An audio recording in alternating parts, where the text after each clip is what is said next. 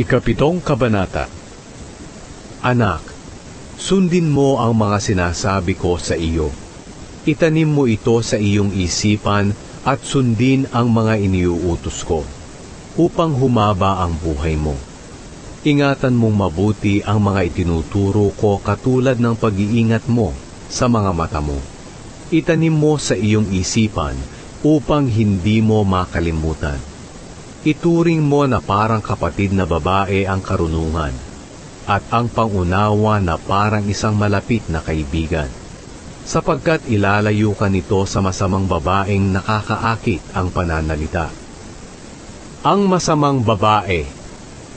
Minsan dumungaw ako sa bintana ng aming bahay. Nakakita ako ng mga kabataang lalaki na wala pang muwang sa buhay. Isa sa kanila ay talagang mangmang. Lumalakad siya patungo sa kanto kung saan naroroon ang bahay ng isang masamang babae. Takip silim na noon at malapit ng dumilim. Sinalubong siya ng isang babae na ang suot ay katulad ng suot ng isang babaeng bayaran. Nakapagplano na siya ng gagawin sa lalaking iyon. Maingay siya at hindi mahiyain. Hindi siya nananatili sa bahay.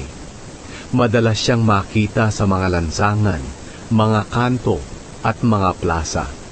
Paglapit ng lalaki, ay agad niya itong hinalikan at hindi nahiyang sinabi, "Tinupad ko na ang pangako kong maghandog, at may mga sobrang karne doon sa bahay na mula sa aking inihandog.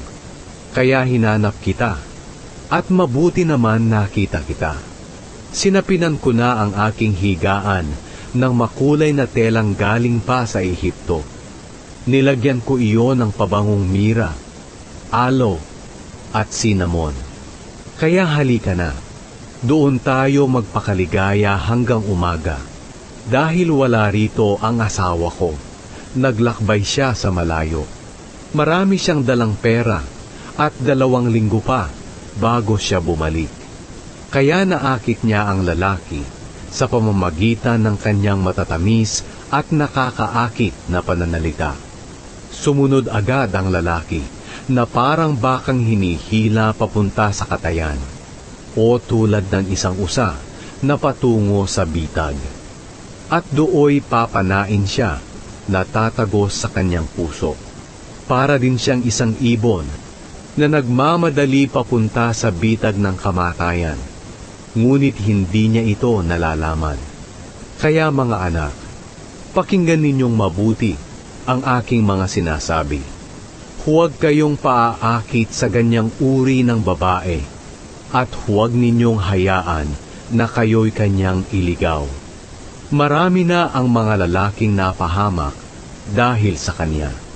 Kapag pumunta kayo sa bahay niya, para na rin kayong pumunta sa daigdig ng mga patay.